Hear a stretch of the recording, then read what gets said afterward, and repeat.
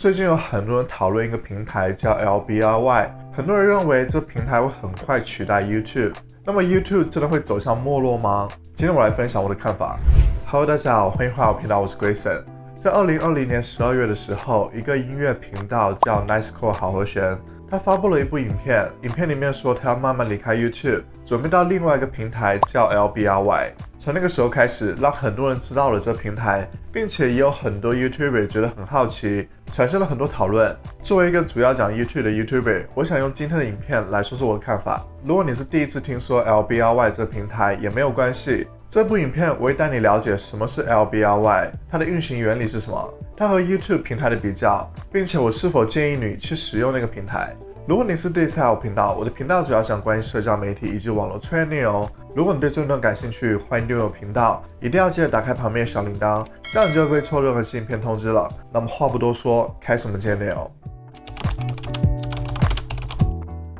首先，什么是 LBRY？LBRY 念作 Library。官方对这个平台的定义是 Library 是用于在全球分散市场中询问和发布数字内容的协议。Library 使用公共区块链提供发布内容的单一共享缩影，以及内容发现和付款。用户可以使用 Library 来发布、托管、查找、下载，并为内容付费，包括书、电影、音乐等等。听完这个官方的定义，你可能还不明白到底什么是 Library。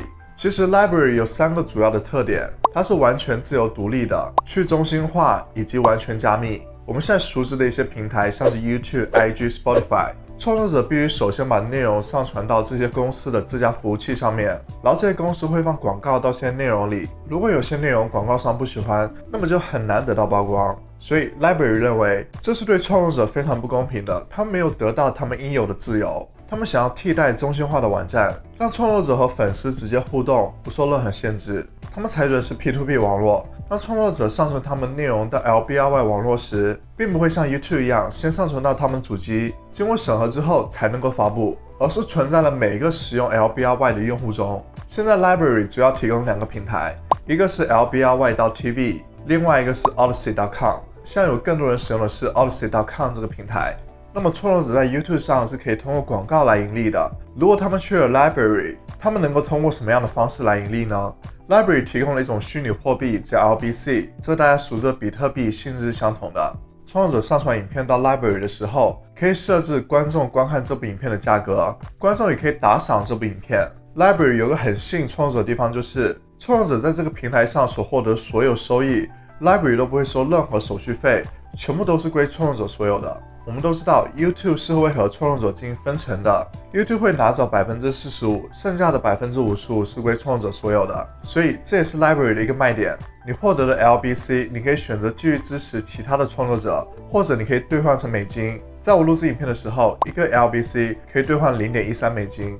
在好选那部影片里面，他也解释到他为什么会想要转入到 Library 这平台，主要的原因就是 YouTube 上法的推荐机制、创作者的言论自由权利受到限制、版权审核以及广告政策等等。接下来我就来聊一聊，你应该选择 YouTube 还是 Library。我们来做一下比较。首先来说一下 YouTube。YouTube 不仅是一个影片分享的平台，同时也是全球第2大的搜索引擎。这个特性吸引了很多创作者和广告商来到这个平台。YouTube 平台有3个优点。首先，第一个优点就是高的广告收入。现在有越来越多的 YouTuber 公开了他们的收入，也让我们能够更加了解 YouTuber 的收入情况。一般来说，一个10万订阅的频道，他们所获得的广告收入就能够达到一般上班族的工资要求。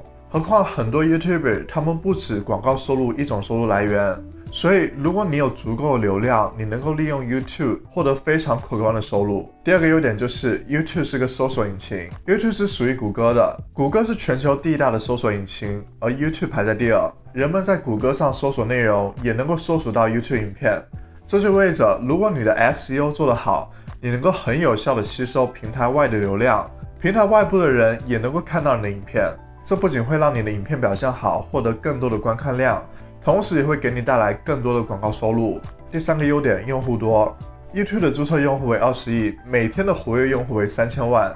YouTube 平台流量是其他平台不能比的。对于创作者而言，如果一个平台流量多，就意味着这个平台的潜力大，他们发布的影片会有更多观众观看到，同时广告商也会更愿意在这种平台上打广告。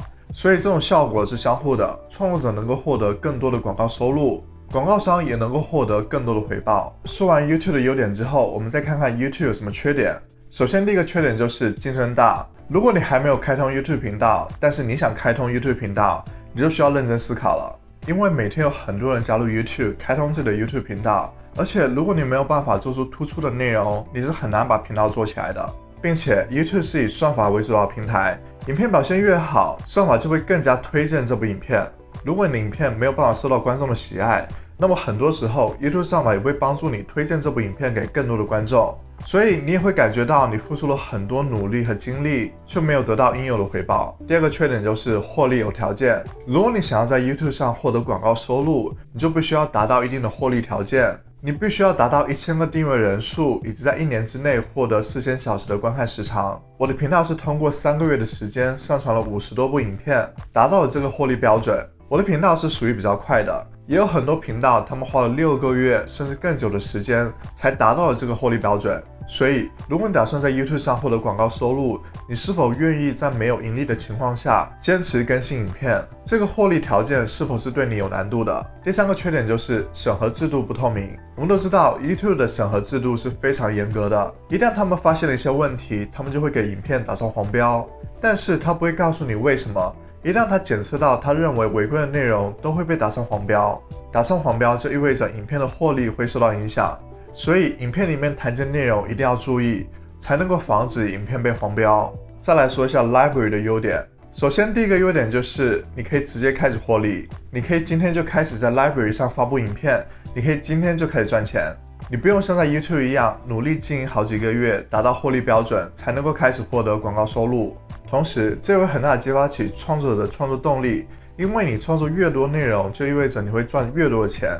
你可以设置你的影片观看价格，同时观众也可以打赏你的影片，你不用限制于频道的 CPM。 有很多 YouTube 频道，它的频道 CPM 仅仅为2美金、3美金，所以如果他们想要获得很多的广告收入，就需要获得很多的观看量。第二个优点就是内容无限制。在 Library 上发影片，由于它是去中心化的设置，你不用先上传到一个主服务器上，所以创作者能够自由的上传影片，这些影片也不会受到 Library 的审核，所以创作者也不用担心影片被下架或者是频道被关闭的问题。第三个优点，通过 LBC 推广影片， Library 能够允许你通过 LBC 来推广的影片，这也就意味着你不用依赖平台的算法，你可以通过自己的力量去推广你的影片。你想推广哪一部影片都可以，你在 Library 对你的影片表现是有很大的控制力的。那么 Library 有什么缺点？首先第一个很显而易见的缺点就是用户少。由于这个平台只存在了几年之久，所以它的用户是很少的。之前我们有说到 YouTube 的用户是20亿，平台的用户数低就会导致创作者的影片没有很多观看，自然收益也会受到影响。第二个缺点就是影片流畅程度会受到限制。由于 Library 是使用去中心化设置，上传的影片会分散在其他 Library 用户中，所以如果一个地区没有很多 Library 的使用用户，这就会导致这部影片加载速度过慢，影响观看体验。第三个缺点，收入和观看量无关。在 YouTube， 影片的观看量和广告收入是有直接联系的，影片的观看量越多，就代表着广告收入越多。但是在 Library， 除非你把你的影片设置成付费观看，如果你想你的影片免费给观众观看，你想等待他们打赏，很有可能观众只是想看你的影片，并不想打赏，所以这也是 Library 的缺点之一，会让你的收入没有保证。如果你看到这里，应该对 Library 有一定的了解，并且你也知道了 YouTube 和 Library 各自的优缺点。我个人认为 Library 还有很多事情需要去解决，它想要取代 YouTube 不是一件容易的事，也不是一件很快的事，毕竟 YouTube 是靠着谷歌这个大山的，所以从平台的公信力、人们的使用习惯、平台的活跃程度， Library 都是远远不及 YouTube 的。不过我也期待 Library 不断的提高，因为如果 YouTube 有个强劲的对手，那么也会促使 YouTube 不断的提高，会提供更多的帮助来留住平台创作者。所以我暂时不会去考虑 Library 这个平台，我期待他们去解决他们现有的问题。我也相信 YouTube 在不断的保持好创作者、平台以及广告商之间的关系。你们对这个平台怎么看？你们是否有考虑 Library 这个平台？欢迎你们在底下留言告诉我。如果大家觉得今天这期影片对你有帮助，欢迎为我点个赞。如果大家还想了解更多关于社交媒体的内容，欢迎订阅频道，一定要记得打开旁边小铃铛，同时关注我的 IG， 那也会分享更多不一样的内容。那我们下次再见，拜拜。